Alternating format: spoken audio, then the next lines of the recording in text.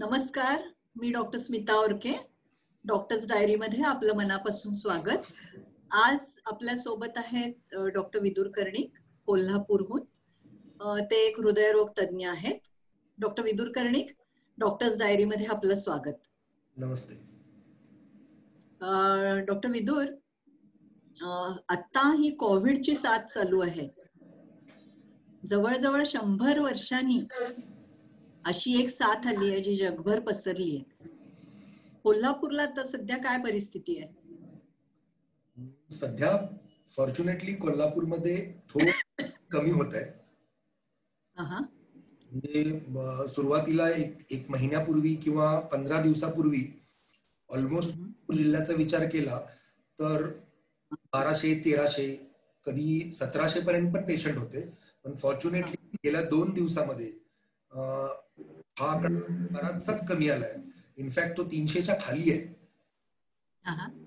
त्याच्यामुळे थोडासा दिलासा म्हणता येईल अशी सिच्युएशन आहे.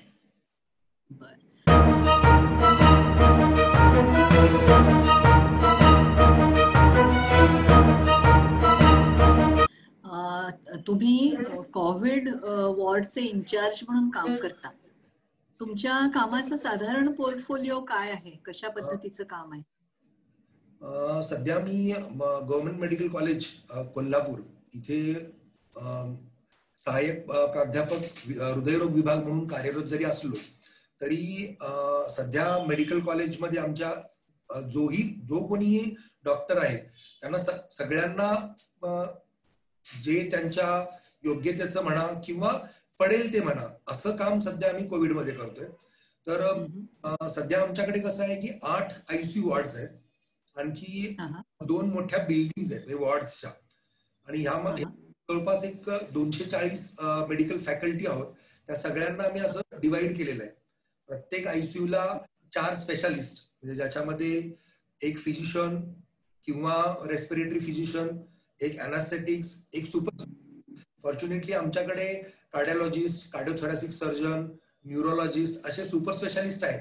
त्याच्यामुळे एका टीम मध्ये एक फिजिशियन, एक अॅनास्थेटिक्स, एक सर्जन आणि एक सुपर स्पेशालिस्ट अशी मिळून आम्ही एक टीम केलेली आहे प्रत्येक ICU साठी. आणखी त्याच्यामध्ये दररोजचे राऊंड सकाळचे आणि संध्याकाळचे कंपल्सरी राऊंड. त्याचबरोबर आमच्या म्हणजे या टीमच्या खाली रेसिडेंटची टीम, खूप मोठी टीम आहे. प्रत्येक टीम मध्ये ऑलमोस्ट 6-7 रेसिडेंट्स आहेत की जे 24/7 असतात, म्हणजे 8-8 तासाच्या ड्युटीज असतात. त्यांच्या बरोबर वॉर्डच्या बाहेर जे काही लॅब पाठवणं, कलेक्शन वरती बिलिंग करणं, पेशंटला अकंपनी करणं, ह्या ज्या गोष्टी आहेत ते इंटर्न सुद्धा ते करतात. प्रत्येक ICUला एक 4-5 इंटर्न सुद्धा दिलेले आहेत.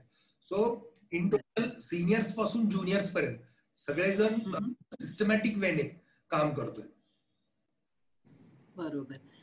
किती ICU बेड्स आहेत कोल्हापूरमध्ये? तसं बघितलं तर CPR मध्ये सध्या 453 बेड आहेत अवेलेबल. त्याच्यामधले ऑलमोस्ट सगळे बेड हे ऑक्सिजन बेड आहेत. अरे वा. की त्याच्याही पेक्षा चांगलंच म्हणायचं तर 90 बेड आमच्याकडे व्हेंटिलेटरचे बेड आहेत, 90. त्याचबरोबर ते 15 HFNO आहेत. 200 बेडेड ICU, डेडिकेटेड ICU म्हटलं तरी काय वावगं ठरणार नाही. 90 बेड्स, 90 व्हेंटिलेटर असलेले बेड्स म्हणजे खूप चांगली क्षमता आहे. बरोबर. HFNO म्हणजे हाय फ्लो नेझल कॅन्युला ऑक्सिजन जे म्हणताय, त्याचे ते किती बेड्स आहेत? 15 HFNO चे बेड आहेत. बर.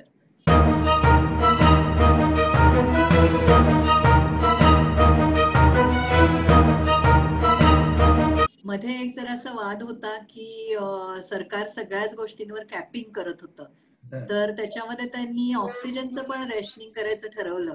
त्यांनी म्हटलं की 12 लिटरच्या वर ऑक्सिजन देऊ नका. तुमचं काय मत आहे ह्याच्यावर?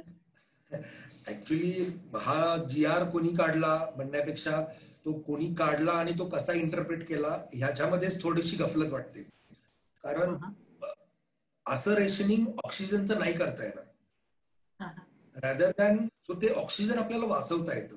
कारण सध्या सगळ्यात जास्त आपण आता सध्या म्हणतोय रेमडेसिवीर किंवा टोसिलिझुमॅबची गरज आहे, पण मी म्हणेन त्याहीपेक्षा ऑक्सिजनची जास्त गरज आहे आणि तो आपल्याला वापरला पाहिजे. कारण कसं आहे, इथे कोल्हापूरमध्ये डेडिकेटेड लिक्विड ऑक्सिजनचा प्लांट नाहीये अनफॉर्च्युनेटली. सो आम्हाला तो एकतर मुंबईवरून किंवा पुण्यावरून किंवा बँगलोरवरून मागवावा लागतो. सो जर इमर्जन्सीला आपल्याला म्हणजे तो संपणं किंवा त्याची अवेलेबिलिटी नसणं हे म्हणजे आम्ही विचारच करू शकत नाही. सो आहे ते आपण जसं म्हणतो ना आपण पुरवून वापरायला हवं. ज्याला गरज आहे त्याला मिळालाच पाहिजे, पण ज्याला गरज नाहीये तो आपण त्याला दिलाच नाही पाहिजे. बऱ्याचदा काय होतं की काही लोकांच्या अट्टहासापायी म्हणा किंवा पेशंटच्या अट्टहासापायी किंवा आपल्या लोकांच्याही काही अज्ञानापोटी बऱ्याचदा पेशंट कोविडचा ऍडमिट आहे, त्याला ऑक्सिजन दिला गेला पाहिजे असं जे काही आहे ते बंद व्हावं म्हणून की काय कदाचित तो गव्हर्नमेंटने GR काढला असावा. कदाचित बरोबर आहे. तिथे जे GR काढणारे आहेत त्यांच्याबरोबर किती डॉक्टर्स असतात तेही आपल्याला त्याचीही काही कल्पना नाही. खरं तर डॉक्टरांना सामील करून घेतलं पाहिजे ह्या सगळ्या ह्याच्यामध्ये. मला वाटतं कोविड असा एकमेव आजार आहे की जो डॉक्टर सोडून बाकीचे सगळे ट्रीट करतात. सगळे ट्रीट करतायत. अगदी व्हेरी वेल सेड. तुम्ही जे काम करताय कोविड मध्ये तर काही पॉलिटिकल इंटरफिअरन्स राजकीय हस्तक्षेप होतो का? म्हणजे ऍज ऑलवेज होतोच. म्हणजे आमच्या आता काही त्याचं वाटत नाही, पण जेव्हा कोविड आमच्याकडे पीकला होता की आम्हाला ट्रायल्स करणं गरजेचं होतं की कुठल्या पेशंटला आयसीयूला ठेवायचं, कुठल्या पेशंटला CCCला ठेवायचं. ह्यावेळी बऱ्याचदा इकडून तिकडून फोन यायचे, आमच्या पेशंटला इथेच ठेवा, त्याला टोसिलिझुमॅब देऊन टाका. म्हणजे ज्याला आपण स्पष्टच बोलायचं नॉनसेन्स ज्या ऑर्डर्स असतात त्या दिल्या जायच्या, त्या आपण कितपत घ्यायच्या आणि कितपत घ्यायच्या नाही हे आता काही दिवस गव्हर्नमेंटमध्ये काम केल्यानंतर थोडंसं कळून चुकलं. पण ह्या आजाराचं एक चांगली गोष्ट आहे की पेशंट बरोबर कोणी येत नव्हतं, त्यामुळे तसा राजकीय हस्तक्षेप जरा कमीच होता. म्हणजे घरी डायरेक्ट कोणाचा दबाव घरी बसून सगळे सांगत होते, पण हॉस्पिटलमध्ये येऊन डीन सरांच्या दारात येऊन गोंधळ करणं हा प्रकार मात्र ऑलमोस्ट नील होता. कारण घाबरले होते रिलेटिव्ह. स्वतःच घाबरले होते आणि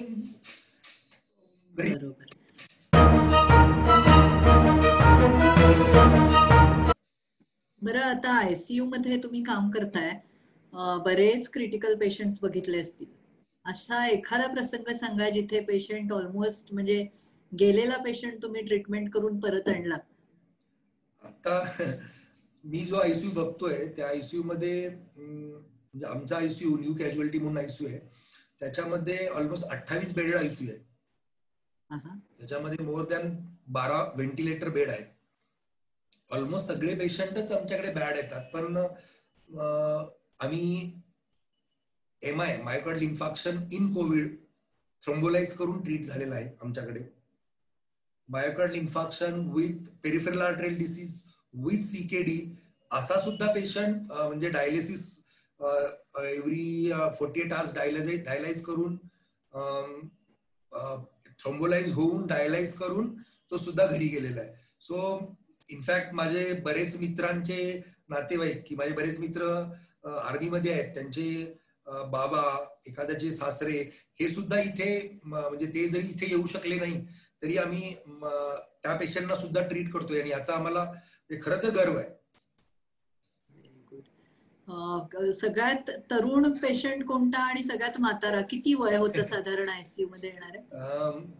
आयसीयू मध्ये 95 इयर्सचा पण एक आजी आलेली होती आणि ती बरी झालेली आहे. आणि कमी म्हणाल तर एकदम सुरुवातीला आमच्याकडे जेव्हा पेशंट खूप कमी होत्या तेव्हा पहिल्यांदा आमचा वॉर्ड सुरू झाला, त्यामुळे बच्चूज पण आमच्याकडे ऍडमिट व्हायचे. पण फॉर्च्युनेटली बच्चूज मध्ये कोविड कदाचित गॉड ग्रेस म्हणावं लागेल, त्यांना तसा बघितला तर काही त्रास होत नाही. म्हणजे ते पॉझिटिव्ह येतात, असिम्प्टमॅटिक असतात, हसत खेळत असतात. त्या वॉर्डमध्ये जो पण काही गोंधळ असतो किंवा जी उदासीनतेची छटा असते ते कदाचित ते घालवण्यासाठी ते बिचारे आलेले असतात, आणखी बरे होऊन जातात. तुमच्यापैकी तुमच्या मित्रमंडळींपैकी किती जणांना कोविडची बाधा झाली? कालच्या पर्यंतचा आकडा सांगायचा तर ऑलमोस्ट 42 लोकांना आमच्याकडे, म्हणजे staff, nurses, doctors, residents, senior professor, आमचे सर्जरीचे त्यांना सुद्धा झाला होता, सर्जरीचे असोसिएट प्रोफेसर त्यांना झाला होता, म्हणजे गायनॅकचे मित्रांना झाला होता.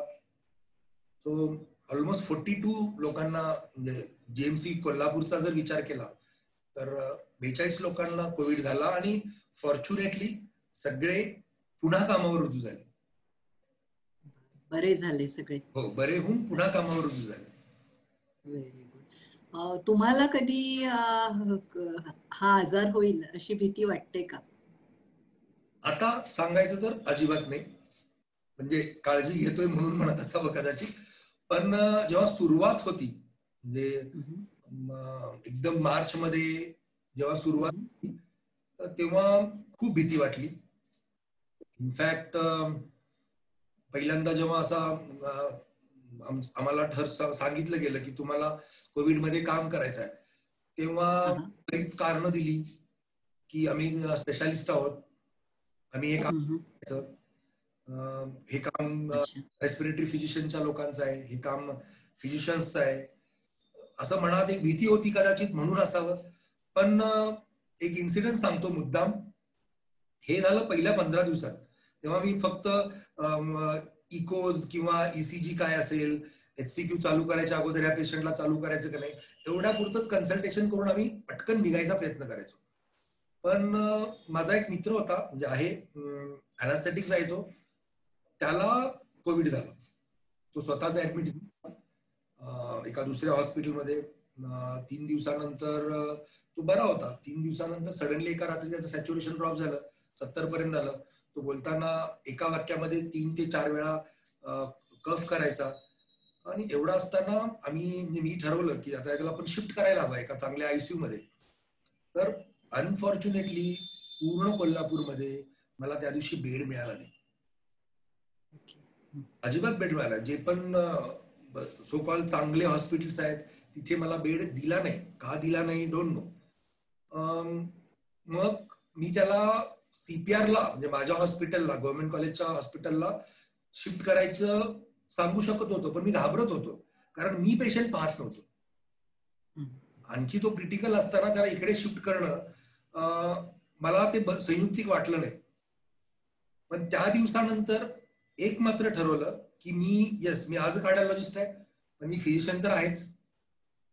त्याच्यामुळे मला जर काही मित्रासारखंच माझ्या घरच्यांना किंवा अजून कुठल्या मित्राला जर गरज लागेल तर असं आपण मागे होऊन नाही चालणार, आपण फ्रंटवरती उतरायलाच पाहिजे.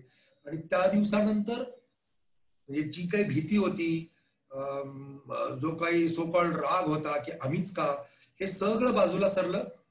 आणखी त्या दिवसापासून सो कॉल्ड आम्ही या लढाईमध्ये उतरलो. आणखी एकदा त्याच्यामध्ये उतरल्यानंतर भीती हळूहळूशी कमी झाली. आता काळजी घेतो पण भीती म्हणता येणार नाही. ICU मध्ये जे पेशंट्स ऍडमिट असतात त्यांना खूप एकटेपणा वाटत असतो. मी बरेच माझ्या जवळचे नातेवाईक बघितले की ICU मध्ये ते हा एक आजार आहे तुम्हाला खूप एकाकी करतो. तर तुम्ही ह्या पेशंटचा संवाद त्यांच्या नातेवाईकांशी कसा करून देता? त्यांना मोबाईल अलाउड आहे का? हो, मोबाईल अलाउड आहे. मोबाईल पेक्षा आमच्याकडे आमच्या जेएमसी कोल्हापूरची जी सायकॅट्रीची टीम आहे, म्हणजे त्याच्यामध्ये सायकॅट्रिस्ट असतील, त्यांचे रेसिडेंट्स असतील किंवा काउन्सिलर असतील, ह्या लोकांचं काम खरंच वाखाणण्याजोग आहे. मी एवढ्यासाठी म्हणतोय कारण बऱ्याचदा जे पेशंट थोडे एकटे वाटतायत, व्हायलंट होत आहेत, रेस्टलेस होत आहेत, यांना मिनिमम एक कन्सल्टेशन हे इन पर्सन ते लोक करतायत. आणि त्याच्यानंतर टेलिफोनिक कन्सल्टेशन हे आम्ही डे 1 पासून चालू केलं आहे जेएमसी कोल्हापूर. सो त्याच्यामुळे खूपच चांगला इम्पॅक्ट सध्या पेशंटवर होते असं वाटतंय. अजून एक मी ऑब्झर्व केलं की जे पेशंट किंवा ज्या पेशंटचे नातेवाईक वॉर्डच्या आजूबाजूला नसतात किंवा पेशंटला की ते आपल्या जवळच नाहीये, किंवा अनफॉर्च्युनेटली काही घरामध्ये असं असतं की 6 लोक एका सीसीसी मध्ये एखाद्याची कोणाची डेथ झालीये आणि एखादा पेशंट आयसीयू मध्ये, अशा वेळी त्या रुग्णांना खरं तर जास्त गरज असते भावनिक आधाराची, आणि तो देणं, मग तो त्यांच्या नातेवाईकांशी फोनद्वारे किंवा आता स्मार्टफोन म्हणून व्हॉट्सअप कॉलिंगद्वारे म्हणा किंवा फक्त फोनद्वारे किंवा असं टेलिफोनिक, हे खूप गरजेचं आहे आणि ते आम्ही काही अंशी करण्याचा प्रयत्न करतोय. Very good. कोविड नंतर सुद्धा पोस्ट कोविड जे रिहॅबिलिटेशन लागतं ते कसं काय तुम्ही मॅनेज करताय? ऍक्च्युली हा 3-4 महिन्यापूर्वी हा मुद्दा थोडा गौण होता, कारण पेशंट एवढे होते, त्यांना ट्रीट करणं खूप महत्वाचं होतं. उद्या ते ट्रीट झाल्यानंतर काय याच्याकडे तसं बघितलं तर कोणीच लक्ष दिलं नव्हतं. पण आता जसं ऑलमोस्ट 5-6 महिने झालेत, म्हणजे पहिला पेशंट बरा होऊन ऑलमोस्ट 5 महिने झालेत, त्यामुळे आता आम्ही स्पेसिफिकली आमच्या रेस्पिरेटरी मेडिसिनचे प्रोफेसर्स, रेस्पिरेटरी मेडिसिनचे लोक आहेत, पोस्ट कोविड ओपीडी पण चालू केलेली आहे. त्याच्याबरोबर काही एक्सरसाइजेस जे CARP जो प्रोटोकॉल आहे, म्हणजे पेशंटने झोपायचं कसं, झोपल्यानंतर लॅटरलला कसं जायचं, मग ती जी ब्रीदिंग एक्सरसाइज आहे ह्याचं पण थोडंसं नॉलेज आम्ही पोस्ट कोविड ओपीडी देतोय. अच्छा. पोस्ट कोविड बरंच लंग फायब्रोसिस वगैरे होतं असं ऐकलंय, तर तशा केसेस बघितल्या जात आहेत का? हो हो, आमच्याकडे आहेत. म्हणजे बऱ्याचदा आपण असं म्हणतो की ज्यांचा city score more than 25 out of 40 असेल, अशा बऱ्याच पेशंट मध्ये लंग फायब्रोसिसचे चान्सेस थोडे असतात. पण त्याच्यासाठी इकडे आता आमच्या रेस्पिरेटरी मेडिसिनचा एक प्रोटोकॉल आहे, चालू करतोय, त्याचा रिझल्ट चांगला येतो. तुम्हाला असं वाटतं का की आपला जो समाज आहे, पेशंट्स आहेत, ते खूप बेजबाबदारपणे वागतात, त्यांना काय तुम्ही संदेश द्याल? ते खरंच बेजबाबदारपणे वागतात.